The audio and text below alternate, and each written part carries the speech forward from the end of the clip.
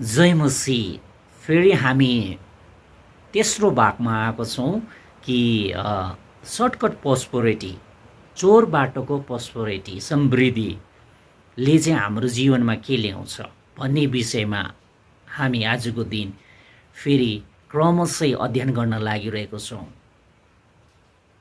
जीवनको क्षेत्रमा हामी हिँड्दै गर्दाखेरि हाम्रो पारिवारिक क्षेत्र होस्, मिनिस्ट्री क्षेत्र होस्, बिजनेसको क्षेत्र होस्, कामको क्षेत्र होस्, हामी जहाँ पनि समेटेर हामी काम गर्दै गरेको हुन्छौँ। हाम्रो रेस्पोन्सिबिलिटी निभाउँदै गर्दाखेरि चाहिँ आज सर्टकट पोस्पोरिटी है, जो चाहिँ चोर बाटोको ब्लेसिङ्स, चोर बाटोको आशिष, मान्छेले हेर्दाखेरि चाहिँ आशिषै देख्छ, तर कतिपल्ट त्यो चाहिँ चोर बाटोको आशिष हो।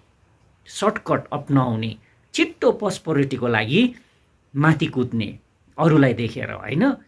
तर आजको दिन सर्टकट पोस्पोरिटीले चाहिँ हाम्रो जीवनमा के ल्याउँछ, चोर बाटोको पोस्पोरिटी, समृद्धिले चाहिँ हाम्रो जीवनमा के ल्याउँछ भन्दाखेरि नम्बर 1मा चाहिँ हामी स्टडी गर्दा अस्तिको समयमा चाहिँ एलिसाको नोकर गेजीले जब त्यहाँ गएर चाहिँ नामानलाई चाहिँ भन्यो कि आज उहाँको टाढोबाट पाहुनाहरू आएको छ अनि जुन फर्काएको सामानहरू चाहिँ वापस उहाँले माग्दैछ दिनु भनेर होइन।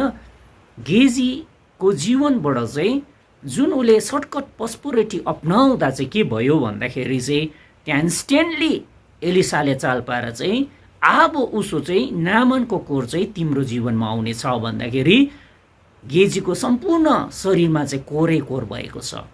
अनि सर्टकट पोस्पोरिटीले चाहिँ आज चोर बाटोको उन्नतिले, चोर बाटोको समृद्धिले चाहिँ मान्छेको जीवनमा हेर्नुहोस् डरलाग्दो रोग, डरलाग्दो बिमारहरू पनि आइपर्न सक्दो रहेछ यो घटनाद्वारा चाहिँ होइन।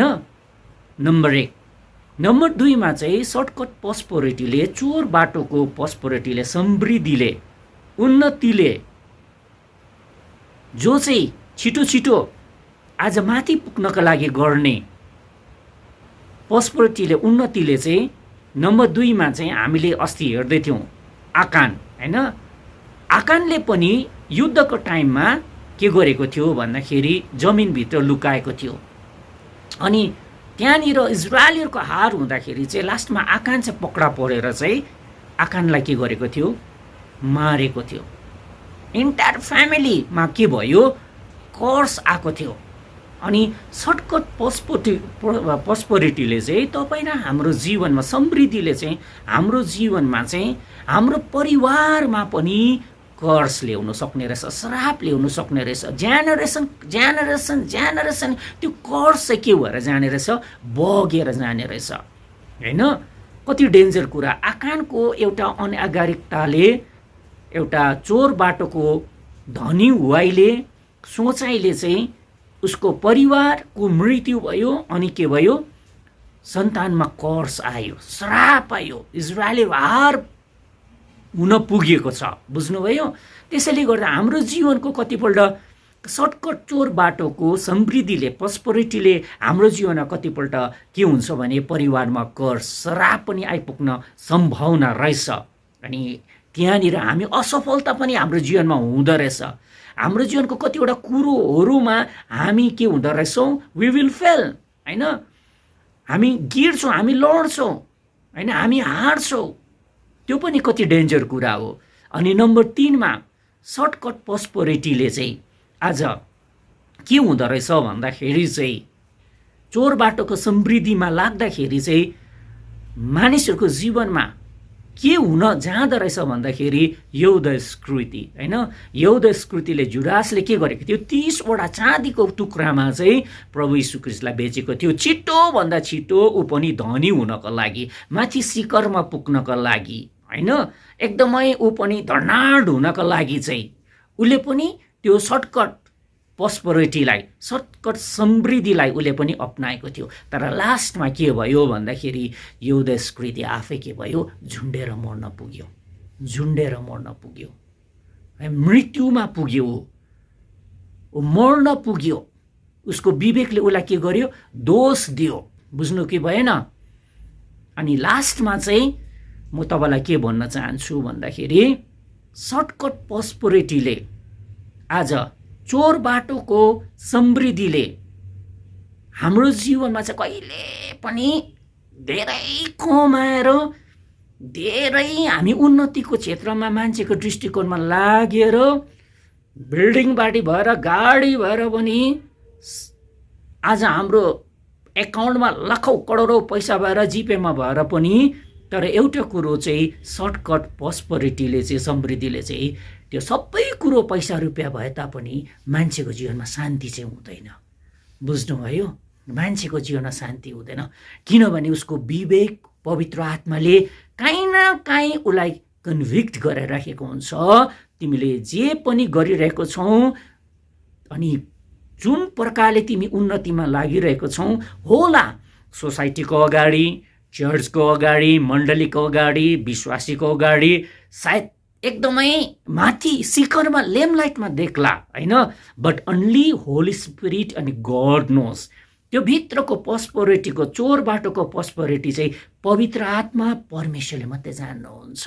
त्यसले गर्दाखेरि आज विवेकले के गरिरहेको छ, दोष दिइराखेको हुँदो रहेछ। यहुदा इस्करियोतीलाई के भयो, विवेकले दोष दिए नि त, उसको विवेकले के गर्यो, दोष लिइराख्यो पवित्र आत्माले। यु डिड रङ, तले निर्दोष मान्छेलाई के गरी पठाइस्, बेची पठाइस् 30वटा चाँदीको टुक्रामा। बुझ्नुभयो? अनि त्यो विवेकमा उसको दोष भएको कारणले गर्दा उसले सहन सकेन, उसलाई गिल्टी फिलिङ भयो, उसको कन्सियसले उसलाई दिएन। यु डिड ब्लन्डर मिस्टेक, तैँले डरलाग्दो काम गरिस्, बेचिस् भन्ने कुरा भयो। लास्टमा ऊ के भयो, झुन्डेर मर्यो। त्यसले गर्दाखेरि सर्टकट पस्पोरिटी हाम्रो जीवनमा हामीले मान्छेको अगाडि शिखरमै पुगे तापनि होइन, मान्छेको अगाडि हामीलाई एकदमै मान्छेले हेर्दाखेरि बाहिरबाट ब्लेसेड देखे तापनि होइन, भयङ्कर हाम्रो जीवनमा हामीलाई एकदमै रिचेस्ट पर्सन देखे तापनि मिनिस्ट्रीको क्षेत्रमा, तर सर्टकट पस्पोरिटी हाम्रो जीवनमा छैन। म यति चाहिँ भन्छु कि पवित्र आत्माले हामीलाई भित्र चाहिँ विवेकले दोष दिइराखेको हुन्छ। अनि सर्टकट पस्पोरिटीले चाहिँ मान्छेलाई कहिल्यै पनि शान्ति दिँदैन। चाहे तपाईँ मर्सिडीमा हिँड्नुहोस्, चाहे तपाईँ डनलप भएको दामी पलङमा तपाईँ सुत्नुहोस्, तपाईँको अगाडि मान्छेले देख्दा मिनिस्ट्री ठुलो एक्सटेन्ड भएर गएको देखोस् होइन, तपाईँ र हाम्रो जीवनमा होइन, हामीले ब्रान्डेड लुगा नै किन लगाउँ होइन, हामी दामी दामी होटेलमा हामी किन नखाउँ होइन, तर सर्टकट पस्पोरिटीबाट, चोर बाटोबाट गएको छ भने एक दिन न एक दिन त्यो कुरो भित्र पनि पवित्र आत्माले हामीलाई दोष दिइरहेको हुँदछ। अनि बुझ्नुभयो? सर्टकट पस्पोरिटीबाट आएको कुरो चाहिँ नि कहिले कहिले कहिले कहिले पनि रहँदैन के त, रहँदैन। त्यो चाहिँ हगैमा भनेको जस्तै चुने झोलामा जति नै गर्नुहोस्, जति नै तपाईँले कमाउनुहोस्, जति नै उन्नतिबाट राख्नुहोस्, त्यो चाहिँ लास्टमा चुने झोलामा जान्छ के त। जिरोदेखिको चाहिँ नि परमेश्वरको मेथड अनुसार बिस्तारै बिब्लिकल तरिका अनुसार, ल अनुसार, फर्मुला अनुसार चाहिँ 100मा हामी पुग्दैनौँ, तर हाम्रो ज्ञान, हाम्रो बुद्धि, हाम्रो पर्सपेक्टिभ्स, हाम्रो ब्लू प्रिन्ट्सले चाहिँ सर्टकटमा नि चोर बाटोमा 1देखि छिट्टै 50मा जाने, 1देखि सिधै 99 जाँदाखेरि चाहिँ मान्छे पछारिन्छ। त्यो लजिक हो, मान्छे पछारिन्छ। त्यसले गर्दाखेरि विश्वासी हो, प्रभुको जनहरू हो होइन, हामी जुन स्थानमा छौँ अनि जुन स्थानमा प्रभुले हामीलाई राखेर हामीलाई प्रोसेसिङमा लानु हुँदैछ, तरिकामा लानु हुँदैछ, हामी अर्को मान्छेलाई, थर्ड पर्सन, सेकेन्ड पर्सनलाई हेरेर नअत्तालिनुहोस् होइन, नअत्तालिनुहोस्। गड नोस, परमेश्वरले मात्रै जान्नुहुन्छ को कसरी चाहिँ उकालो लागिरहेको छ, को कसरी चाहिँ माथि लागिरहेको छ। वी डोन्ट नो, होली स्पिरिटले मात्रै जान्नुहुन्छ।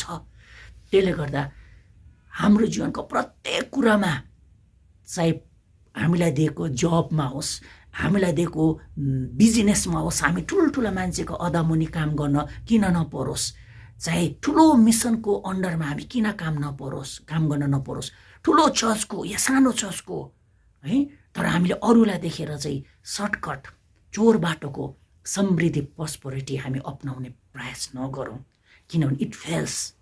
लास्टमा नि त्यो बाबेलको धरारा जस्तै हुन्छ, माथि टुप्पोमा पुगेर नि बङ्गै खसेर आउँछ। बुझ्नुभयो? माथि शिखरमा पुगेर चाहिँ नि पुग्दै गर्दाखेरि चाहिँ नि लास्टमा तल झरेर आउँछ, अनि तल झरेर आउँदा चाहिँ केही पनि पाउँदैन। बुझ्नुभयो? केही पनि पाउँदैन, छरपष्ट हुन्छ। त्यसले गर्दाखेरि सर्टकट पोस्पेरिटी चाहिँ बिब्लिकली होइन, चोर बाटोको समृद्धि चाहिँ इट्स नट अ बिब्लिकली, बाइबलको नियम होइन। त्यसले गर्दा हामी अलर्ट हौँ। परमेश्वरको वचन पढाइ सुनाइमा आशिष दिउँ। जय मसीह।